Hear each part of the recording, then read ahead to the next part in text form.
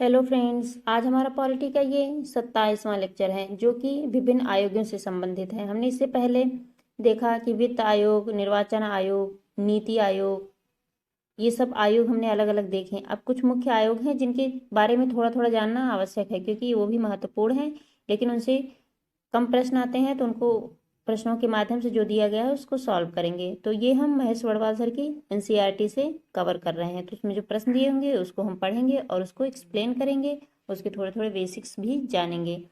तो चलिए देखते हैं। राष्ट्रीय मानवाधिकार आयोग अधिनियम 1993 के अनुसार किसे इस आयोग का अध्यक्ष बनाया जा सकता है? तो किसे बनाया जा सकता है?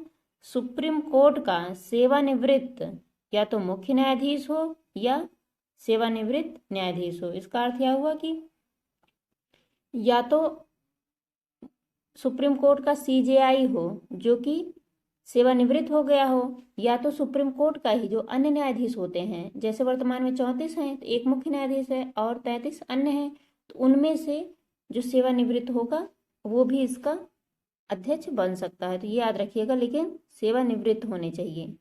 मुख्य न्यायाधीश भी या अन्य न्यायाधीश भी बन सकते हैं, लेकिन वो सेवानिवृत्त होने चाहिए। और किसके होने चाहिए? सुप्रीम कोर्ट के। तो जहाँ नेशनल की बात आएगी वहाँ सुप्रीम कोर्ट की बात आएगी। आगे है, भारत में सर्वप्रथम लोक सेवा आयोग की स्थापना किस अधिनियम के द्वारा की गई थी? हम जो देखते हैं ना, यूपीएससी या आईएएस पीसीएस की परीक्षाएं कराता है, एनडीए सीडीएस की परीक्षाएं कराता है, तो ये इसकी स्थापना किस अधिनियम के द्वारा की गई थी? तो गवर्नमेंट ऑफ इंडिया एक्ट 1919 के द्वारा। तो याद रखिएगा 1919 के द्वारा कब की गई थी? 1926 में।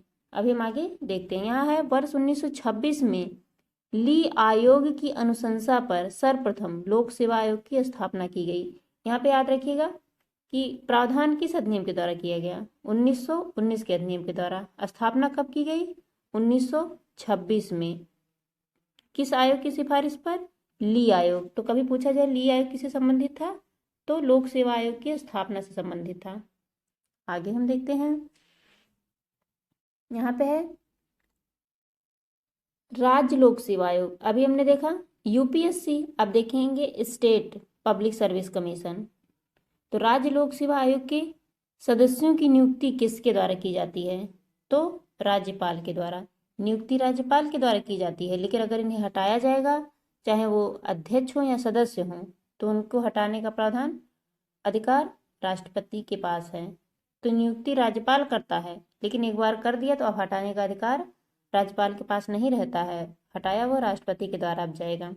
आगे है, तो याद रखिएगा दोनों अंतर, नियुक्ति राज्यपाल और हटाने का अधिकार या तो पदमुक्ति राष्ट्रपति के द्वारा। आगे देखते हैं, भारतीय प्रशासनिक सेवा अर्थात आईएएस और भारतीय पुलिस सेवा अर्थात आईपीएस को समाप्त करने की सिफारिश किस आयोग ने की थी?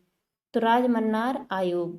जैसे हमने देखा था ना, संघ केंद्र संबंध में देखा था, राजमन्नार समिति हो गई, सरकारी आयोग हो गया। तो उसमें से जो राजमन्नार समिति थी उन्होंने कहा कि केंद्र आईएएस और पीसीएस जो पद हैं उनके द्वारा केंद्रों पर बहुत ज़्यादा अधिकार बनाए रखता है, उन पर बहुत ज़्यादा शक्तियाँ थोप देता है जो केंद्र के ही अधीन होती हैं। वो राज्य अपने अनुसार कुछ कार्य नहीं कर पाते हैं इन अधिकारियों के द्वारा। तो उन्होंने कहा इस पद को समाप्त कर देना चाहिए। तो इस पद को समाप्त करने की सिफारिश किस आयोग ने की थी? राजमन्नार आयोग ने। तो याद रखिएगा, बहुत महत्वपूर्ण है। आगे है, यहाँ पे अलग अलग आयोग हमने देखा, राष्ट्रीय मानवाधिकार आयोग, इसके बाद हमने देखा यूपीएससी, फिर हमने देखा स्टेट पीएससी। अब आगे यहाँ पे है, संघ लोक सेवा आयोग की प्रथम महिला अध्यक्ष कौन थी? तो रोज मिलियन वैथ्यू। ये फैक्ट है, याद रखिएगा कि जैसे हमने देखा ना कौन हो सकता है, तो उसमें से पहले कौन थी? आगे है कि राष्ट्रीय मानवाधिकार आयोग की संरचना कैसी है? हमने अभी देखा ना कि वर्ष 1993 में गठित की गई थी, जिसके अध्यक्ष सुप्रीम कोर्ट के मुख्य न्यायाधीश हों या अन्य न्यायाधीश जो भी रिटायर हुए हों। तो उस आयोग की संरचना कैसी है? एक अध्यक्ष होते हैं, अध्यक्ष में उच्चतम न्यायालय का सेवानिवृत्त मुख्य न्यायाधीश या उच्चतम न्यायालय का ही सेवानिवृत्त अन्य न्यायाधीश होना चाहिए। हमने अभी देखा, तो यहाँ पे यह है, सदस्य एक सदस्य उच्चतम न्यायालय का कार्यरत हो या तो सेवानिवृत्त न्यायाधीश हो एक सदस्य, दूसरा सदस्य हाई कोर्ट का अर्थात उच्च न्यायालय का कार्यरत हो या तो सेवानिवृत्त हो। जो सदस्य होते हैं वह तो ये कार्य में लगे हों, अभी वो अपने पद पे हों तो भी वो सदस्य बन सकते हैं, या तो सेवानिवृत्त हो गए हों तो भी वो अपने सदस्य बन सकते हैं। एक उच्चतम न्यायालय का, एक उच्च न्यायालय का। और तीसरा सदस्य मानवाधिकार से संबंधित कार्य का अनुभव हो या विशेष जानकारी रखने वाले 2 व्यक्ति। तो एक एक फिर एक और यहाँ पे 2, कुल मिला के कितने हो गए? 4। यहाँ पे 4 व्यक्ति हो गए। अब एक अध्यक्ष हो गया और 4 सदस्य हो गए।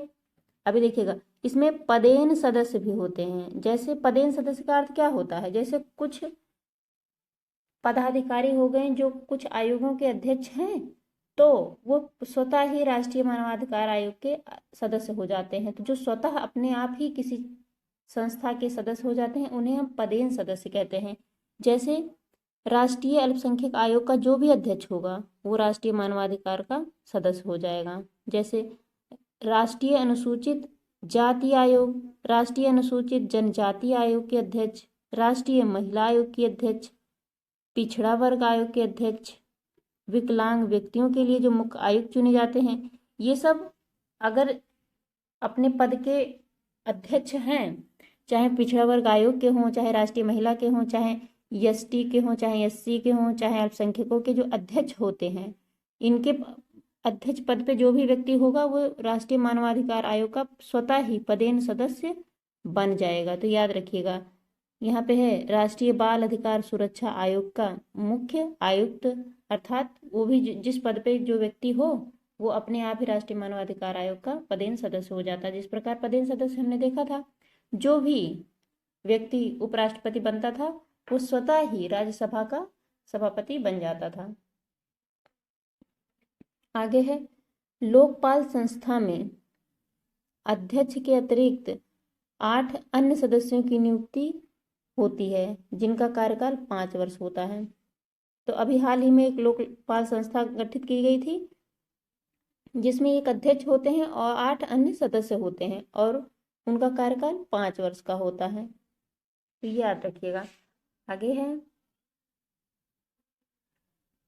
यहाँ पे है भारत के प्रथम लोकपाल की नियुक्ति। हमने अभी देख लिया ना, तो लोकपाल की नियुक्ति, लोकपाल आया कब? तो 23 मार्च 2019 को राष्ट्रपति द्वारा सर्वोच्च न्यायालय के सेवानिवृत्त न्यायाधीश पिनाकी चंद्र घोष, अर्थात जिन्हें हम पीएन घोष भी कहते हैं,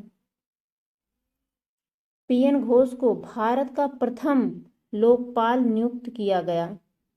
इनका चयन प्रधानमंत्री, अर्थात जो कि वर्तमान में उस समय नरेंद्र मोदी थे, उनकी अध्यक्षता वाली एक चयन समिति के द्वारा किया गया।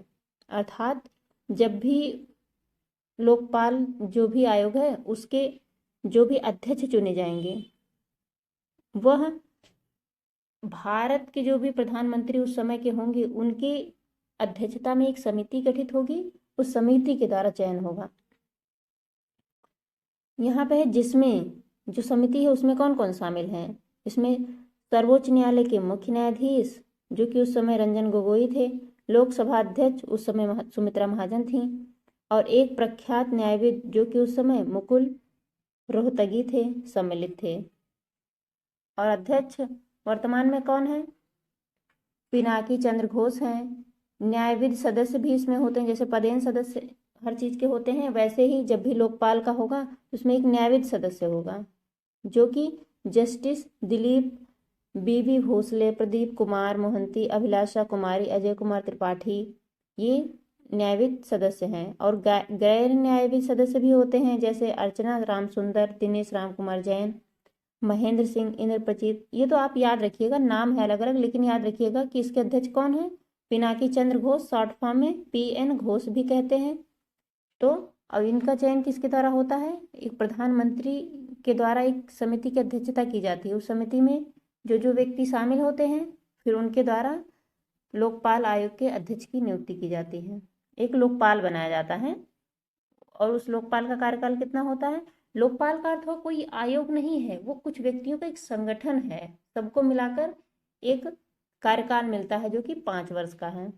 आगे देखते हैं यहाँ पे है मानवाधिकार आयोग किस प्रकार की संस्था है? गैर संवैधानिक, अर्थात मानवाधिकार आयोग एक अधिनियम द्वारा आया है और कोई भी जो संविधान में जिसकी चर्चा नहीं होती है और वह अधिनियम द्वारा आया होता है उसे हम गैर संवैधानिक कहते हैं। जैसे हमने देखा ना कि राष्ट्रीय मानवाधिकार आयोग अधिनियम 1993 पारित किया गया था। आगे देखते हैं, यहाँ पे है राजनीतिज्ञों व अपराधियों के मेल जोल संबंधों या तो मेल जोल या संबंधों की जांच के लिए कौन सी समिति गठित की गई थी? बोहरा समिति। तो याद रखिएगा बोहरा समिति किससे संबंधित है? तो जो राजनीतिक हैं या अपराधी हैं उनके जो मेल संबंध, अर्थात जैसे हम देखते हैं ना राजनीति और अपराध का एकीकरण हो गया, तो इसकी जांच के लिए एक समिति गठित की गई। उस समिति का नाम क्या है? बोहरा समिति। बोहरा समिति, तो आप ये याद रखिएगा। आगे है भारत में लोकपाल एवं लोकायुक्त की स्थापना का सुझाव किसने दिया था? ये जो 2019 में लोकपाल गठित हुआ था केंद्र में, ये सुझाव सबसे पहले कब दिया गया था? तो प्रथम प्रशासनिक सुधार आयोग गठित हुआ था। यहाँ पे डेट नहीं है लेकिन ये 1966 में प्रथम प्रशासनिक सुधार आयोग आया था। उसमें प्रावधान किया गया था कि एक लोकपाल और एक लोकायुक्त की स्थापना होनी चाहिए जो भ्रष्टाचार जिसको कहते हैं ना उसको जांच करें। आगे देखते हैं, यहाँ पे है संसद में प्रथम लोकपाल विधेयक किस वर्ष प्रस्तुत किया गया था? तो 1968 में। हमने देखा ना प्रथम प्रशासनिक सुधार आयोग 66 में किया गया, इसके बाद 68 में एक प्रस्ताव लाया गया संसद में, पारित होते होते 2019 आ गया, लेकिन लाया तुरंत ही गया था। इसमें प्रावधान या नोट है कि संचित निधि को समेकित निधि के नाम से भी जाना जाता है, अर्थात जो भारत की संचित निधि है उसे समेकित निधि भी कहते हैं। जैसे आकस्मिक निधि है तो वो नहीं, संचित निधि को समेकित निधि भी कहते हैं। संविधान के किस अनुच्छेद के अंतर्गत लोक सेवा आयोग के सदस्य को हटाया जा सकता है? तो अनुच्छेद 317, अर्थात लोक सेवा आयोग के अध्यक्ष को कौन नियुक्त किया था? हमने देखा था राष्ट्रपति नियुक्त किया था। तो हटाया किस अनुच्छेद के तहत जाएगा? अनुच्छेद 317 के तहत। आगे है किसी राज्य का लोक आयुक्त अपना प्रतिवेदन, अर्थात लोकायुक्त, जैसे केंद्र में लोकपाल होता है और राज्यों में लोकायुक्त होता है, तो यह अपना प्रतिवेदन किसे देता है? तो राज्यपाल को। जिस राज्य से होगा उस राज्यपाल को देगा। आगे देखते हैं, यहाँ पे है राज्य मानवाधिकार आयोग का अध्यक्ष कौन होता है?